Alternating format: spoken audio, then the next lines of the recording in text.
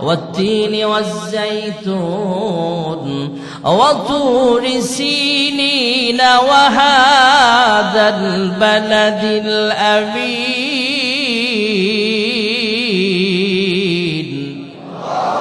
জিবরাইলের নাম আল আমিন কোরআনুল কারীমের ভাষায় মক্কাতুল মুকাররমার নাম তো আল আমিন যে হাবিবুল্লাহর কাছে আল্লাহ কোরআনুল কারীম অবতীর্ণ করেছেন সেই পয়গম্বরের নাম তো আল আমিন সুবহানাল্লাহ আল্লাহর হাবিব মুহাম্মদুর রাসূলুল্লাহ সাল্লাল্লাহু আলাইহি ওয়াসাল্লাম আনুষ্ঠানিকভাবে নবুয়ত প্রাপ্ত হওয়ার পর ঘরোয়া পরিবেশে মানুষদেরকে কালিমার দাওয়াত দিতে লাগলেন আম্মা জান খাদিজাতুল কুবরা রাদিয়াল্লাহু তাআলা আনহা কে কালিমার দাওয়াত দিলেন আম্মা জান খাদিজা উল্টা পাল্টা ইশকাল করে নাই প্রশ্ন করে নাই অতি সহজেই কালিমা পড়ে মুসলমান হয়ে গেলে আল্লাহর হাবিব জিজ্ঞেস করলেন খাদিজা আমি যদি মানুষের কাছে কালিমার দাওয়াত নিয়ে যাই মানুষ আগে নবুয়তির প্রমাণ চাইবে প্রমাণ পাওয়ার পরে মুসলমান হবে কি না হবে তারপরে সিদ্ধান্ত জানাবে কিন্তু খাদিজা তুমি এত সহজে কালিমা পড়ে মুসলমান হয়ে গেল কিভাবে আম্মা জান খাদিজাতুল কুবরা রাদিয়াল্লাহু আনহা জানায়া দিলেন হে আবুল কাসেম ওগো আমার প্রাণের স্বামী গো ইয়া রাসূলুল্লাহ ইয়া হাবিবাল্লাহ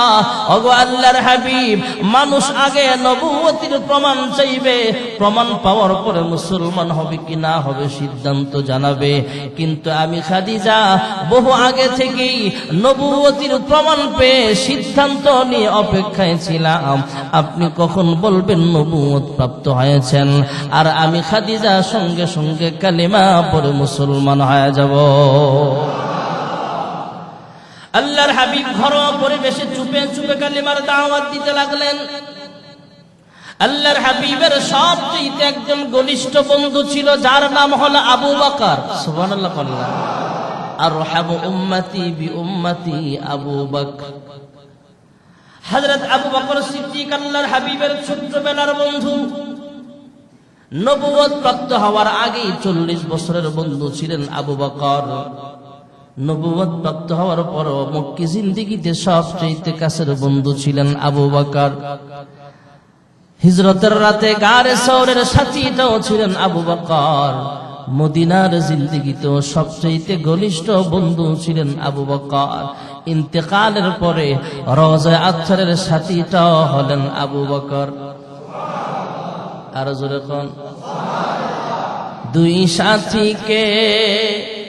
পাশে নিয়ে হায় ঘুমিয়ে আছেন নিঝুম নিরালায় সাড়া দাও রাসূলুল্লাহ রওজা পাকের কিনারে আল্লাহর হাবিবের সবচেয়ে ঘনিষ্ঠ বন্ধু আবু বকরকে কালিমার দাওয়াত দিলেন সবচেয়ে ক্লোজ ফ্রেন্ড আবু বকর আমাকে আল্লাহ নবুয়তি প্রদান করেছেন ছোট্ট একটা ইস্যু নিয়ে আল্লাহর হাবিব জানায়া দিলেন তুমি সফরে গিয়েছিলা ওই সফরে একটা স্বপ্ন দেখেছিলা পাদ্রী বলেছিল শেষ নবী আসছে দুনিয়াতে তুমি তার সবচেয়ে ঘনিষ্ঠ সাহাবী হবা